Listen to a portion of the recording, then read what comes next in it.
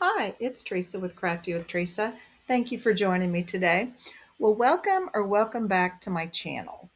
Today's video will actually look at some of the things that I work through when making decisions on making cards. We'll cover tips and techniques. We'll have a little teaser for you, and that teaser will be how we're creating a one sheet wonder set of cards from this idea today, and we'll show bits of them for you today as well. So, enough of my chatting, let's get to crafting. First, a few disclaimers. I don't always go in this order, but today I did. I really fell in love with the stamp Wild Bunch. Unfortunately, it is not available. It was one of the wonderful items any customer who purchases from Stampin' Up, once they have purchased a certain amount, they'll be able to get an item for $5. Sometimes that's a stamp set, sometimes that's pattern paper. And this particular month, Wild Bunch was the stamp set that was available and it sold out really fast. I was so lucky that I was in the process of making a purchase, so I grabbed it. Now, I'm disappointed that I can't share that particular stamp set with you for those who might want to make these cards, but I will put some items below that I think you could possibly use in your card making. So the first thing I did as I looked at that stamp set is I realized the stamp set had 5 greetings. So I knew that I could make 5 cards pretty quickly with it. So as I'm thinking through the greetings, I grabbed my scrap buster item here. It's also a time saver tip for you, plus maybe even a little bit of an organizational tip for some people. Now, I've already showed it several times before, but for those who haven't watched me or are brand new, you may not have seen this. I have several strips and sentiment strips available at all times in my scrap saver binder. But in this case, I want to use the greetings from the stamp set, so I need to grab some strips to work with. Or I could just cut up others, but why when I have these strips ready to go? And for those who do not have a stamp positioner, here's a way that I quickly make these strips work for me. In my binder, I have sticky pages. I'll grab one, a very well loved one, as you can see here. I'll place each of the strips onto the page, the sticky page, to keep them from moving when I stamp on them. I'll grab one stamp block and I'll strategically place them onto this 3-inch block. Now I can quickly go through, ink them up, and place them on whichever strip works the best. Voila! Now we're done. We've got our sentiment strips ready to go. Now, of course, this is easier if you have a stamp positioner, and we will go through and show you the stamp positioner that's available from Stampin' Up! A little bit later on in this video. So my next thought is, okay, now I need those cute Wild Bunch characters and I want to make those my focal point. Well, I'm going to be making 5 cards, as I mentioned, with those 5 sentiments. So now I need to determine which one of these I'm going to duplicate because there's only 4. Once I've decided, okay, now I know which Wild Bunch characters I'm going to use them all plus 1. Then I decided what is going to be my focal point outline. In this case, I decided to use the Scallop Blooms die. Here comes another tip for you. And if you've watched my short video, you saw a little bit of this in that video. Now I know that I'm going to be needing quite a few of these focal points because, as I said, I'm making quite a few cards. So here's my tip for you. I'm only going to use 3, and of those 3, that will make my focal points. And I'll show you in just a minute what I mean. I grabbed a piece of 12 by 12 basic white cardstock from my stash, and I cut that piece into 4-inch strips to get started. Next, I rotated, and the strips that I had cut, I rotated them and I cut another cut at 3 3/4, which leaves me with a 4 by 3 3/4 inch square and a few little bits of strips left over. Originally, I thought I needed more of these squares, but then I realized, wait, I can do more with less here. So I needed 5 focal points, right? So the tip here is I can take 3 of the squares, tape them together, and you're going to see that I get 5 focal point pieces from them. Before I die cut, I took the 3 squares, taped them together, and then I grabbed my scalloped bloom die cut, set it on top, and taped it down as well. Now I'll run it through my die cutting machine one time only, and it's going to create 5 focal points. You'll get 2 of the outlines, and you'll see that here on the left in just a minute. And we're going to call the outline pieces our negative space for now. You'll see 2 of the actual scallop die cuts. Those will be our positive pieces. And then it's very, very light, and I'm going to try to focus in on this. Hopefully it doesn't get blurry on you, but I'm going to pull it in and focus for you so you can see that the last piece is actually an embossed scallop inside that square. Take a look. Now let's grab our Stampin' Platform and let's go ahead and start looking at how do we want to get these focal points onto those scallops and the outlines. For the scallops, that's pretty simple. We're going to grab our positioner, just place the scallop outline onto the positioner, and I use removable tape and I tape it down. You can use whatever works best for you and that way you have on hand. I did think about grabbing my grip mat, but I decided not to do that today. Next, I'll grab my stamps. In this case, I'm grabbing the cute little cow that's going to eventually be a Happy New Day birthday card, and I'll place that one into one position on the top, and the bottom position is going to be a snail, and that will be on the inside outline. Now, one thing I did want to share is for those outline pieces, I did use those extra pieces of 4 by 3 3/4 inch pieces that we'd cut out earlier.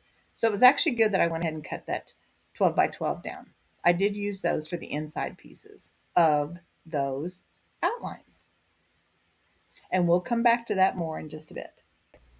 Next, I'll grab my actual stick scallop die cut, and I'm going to place it inside that outline.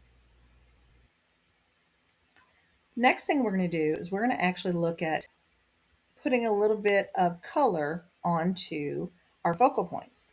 We're going to look at 2 different ways in this video today, and I'll share with you which one is my preference. So I have colored pencils, and I'll put that down in the description box below. They're watercolored pencils, and I know their assortment too, but I don't remember the rest of that information, so it'll be in the description box. But I grabbed the lightest pink color I could find, and I wanted to put that pink on the bottom of his cute little ear. And I just keep calling him a he. I don't know if it's a he or a she, but we added that cute little pink color at the bottom. Now I trace it first, and then I kind of fill it in. On the one of them, I used the actual watercolor pencil to fill it in. The other one, I used our blender. Next, I'm going to color in his little nose or her little nose. Do the same thing. I'm going to outline it on the outside edges.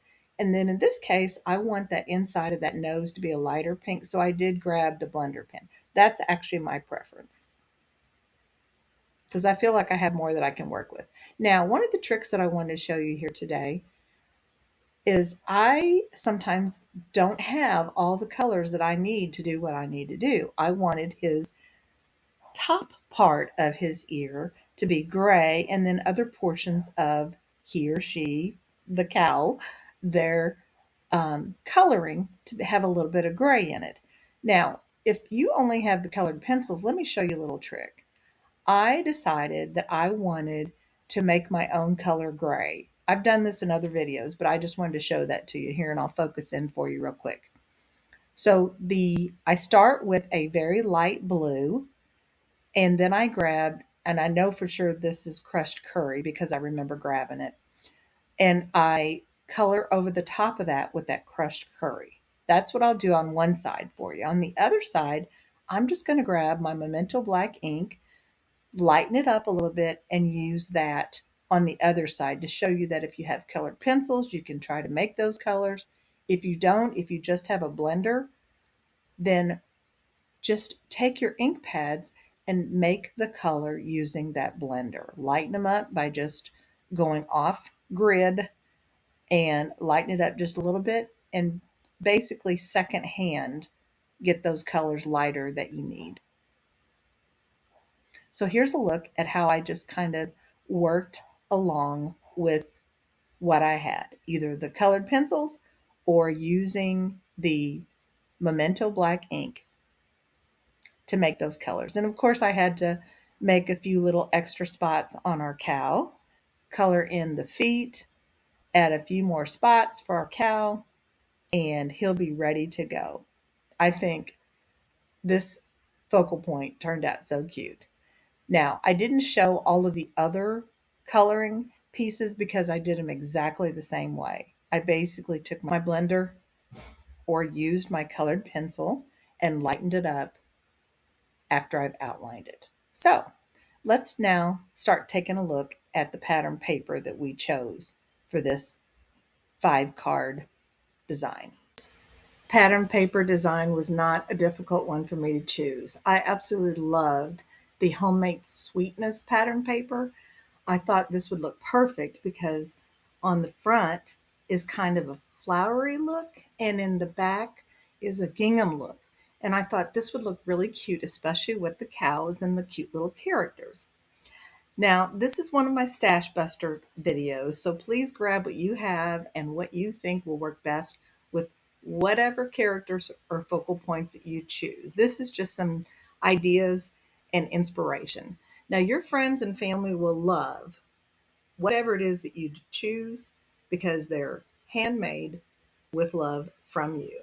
So we grabbed that 12 by 12 piece of pattern paper, and for today, I'll show you the 5 cards I made within this video.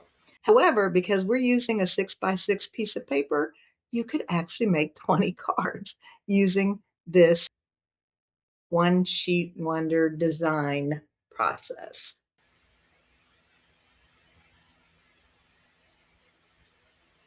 I'll show you what I would say is somewhat of a beginner type card. However, I snuck in a few ideas also to step these up a bit for inspiration.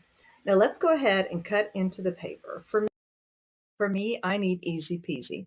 So remember these numbers, 2, 2, and 4. First, you'll cut one of your 6-inch sides. You'll actually cut at the 2-inch mark and cut it straight down, which will leave you with a 2 by 6-inch strip. Now, just slide it over and cut your next strip at the 2-inch mark also. Now, another tip for you, we're going to grab the 2 pieces that are 2 by 6, and we're going to do a stacking cut. We'll lay them right on the top of each other. We'll rotate those pieces, and now we're going to go in and cut it at 4 inches, which will leave you your 6 pieces.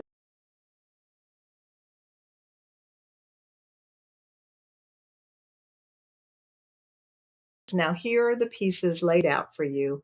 I'm going to lay these out so you can kind of see what they look like and how they've been cut from this 6 by 6 piece of paper.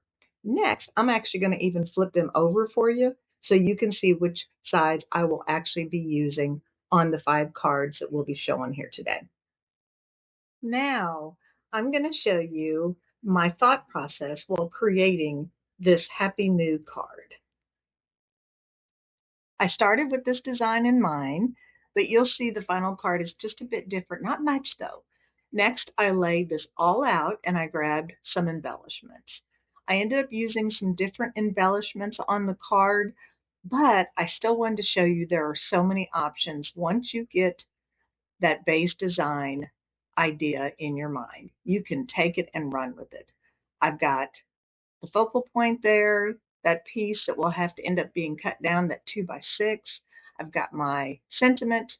I did end up making, like I said, a few changes around the sentiment into some of the embellishments, but I'm going to show you exactly what that first version that I created looks like here today. Here's that final card. Next, for those of you that might want to step it up a bit with little effort, here's an idea of how you can take the initial vertical card base, put one score line on the front of the card. Now, I just winged it on the design here because designing as I go, as I do sometimes, I think I actually scored that around 2.5. Now, I'll take that, fold it, burnish it, and then just start thinking through where that pattern paper and cardstock might fit best. You could easily split that cardstock on the top and the bottom of that front section of the card and add your focal point. And I think this would be a cute alternate design, and it would be quick and easy to make that into an easel card. So I'll try to zoom in here. It was a little difficult because of the way my camera was set up, but I'll try to zoom in and kind of show you what I mean by that easel card. So the next alternate idea, I'll just take that same vertical card, I'll make it into a landscape design and fold that flap back. Now you may need to remove a portion of that side piece, but that's just a quick slice down that side. You'll add your pattern paper and cardstock and kind of work with that design and add your focal point again where you think it might best fit. Now here's a look at the first set of 5 cards that I completed with this 6x6 inch sheet of pattern paper, some cardstock, layers, and some card bases. Now I'm working on a one sheet wonder cheat sheet, job aid, or guide. I'm not sure exactly what to term it as. So if you're interested in seeing it, let me know in the comments by putting down hashtag more with less. That'll help me try to find it pretty quick. You could also feel free to email me at CraftywithTheresa if you're interested in purchasing the guide or some of the additional card kits. If you enjoyed crafting along with me today, don't forget to like, comment, share, and subscribe to my channel. It keeps me creating. It also gives me ideas on what you might like for future videos. I do have a scrapbooking workshop coming up soon.